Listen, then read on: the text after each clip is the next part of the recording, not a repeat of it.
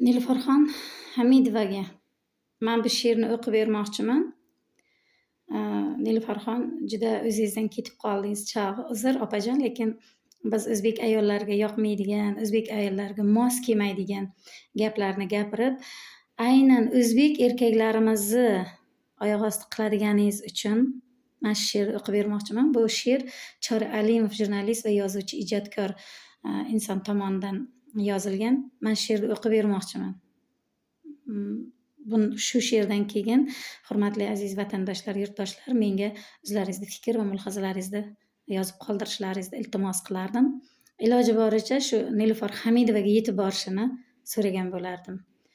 Sochingizning atrini taratib, qosh ustini qo'yib bir hollar, izingizdan zor-zor qaratib, erkak zotini asrang, ayollar. Qo'ying endi turfa firoqni, ey parvash, yanog'i ollar, yonga chorlang sizga mushtoqni, erkak zotini asrang, ayollar. Qo'ying tinmay sevgi sharobin, sarxush bo'lsin yigitlar, chollar. Ardoqlovchi yori mahtobin, erkak zotini asrang, ayollar. Shayton yo'ldan ozdirdi ham deng, ilintirsa o'zga ayyorlar, ko'ngil bo'lsin osmondayin keng, erkak zotin asrang, ayollar. Ig'volarga uchavermang hech, ochavermang behuda follar, yuvib tarang xoh erta xoh kech, erkak zotini asrang, ayollar. Yaxshi so'zlang, yaxshi kiydiring, farzand ko'ring misoli bollar, mehringizga qonsin to'ydiring, erkak zotini asrang, ayollar.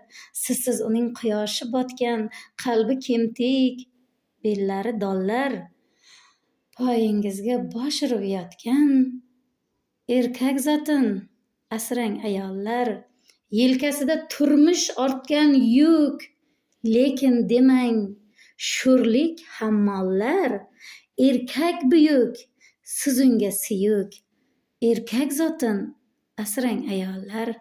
Nilufar opa, menimcha birinchi o'ringa eringizni asramasangiz kerak-ku. Shuning uchun o'zbek erkaklarini qay darajada ulug'ligini, suyukligini, or-nomus uchun kurashuvchan ekanligini bilmas ekansiz. Aziz O'zbekistonning barcha yosh qari erkaklari Nilufarxonning gaplariga quloq solmaysizlar. Unga erkakni qadri o'tmagan. Bugun 4 so'm pul topib, o'zini osmon bilibdi.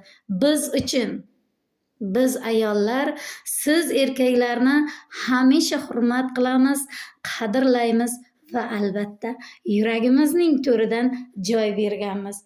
Turmush o'rtog'imni juda ham hurmat qilaman va sevaman. Shunday ekan, o'zbek erkaklarini gapirgan ayolni bir tiyinga qimmat ekanligini aytmoqchiman. Nilufar opa, bir tiyinga ham qimmat odamsiz. Ana buni tushunib qo'ying. Xohlaganingizcha meni haqorat qilib so'kishingiz mumkin, lekin erkaklarimizni haqorat qilishga umuman haqqingiz yo'q. Siz o'zingizni bir tiyinga olmaydi bu erkaklarimiz. Shukr qiling O'zbekistonda yashaganingizga.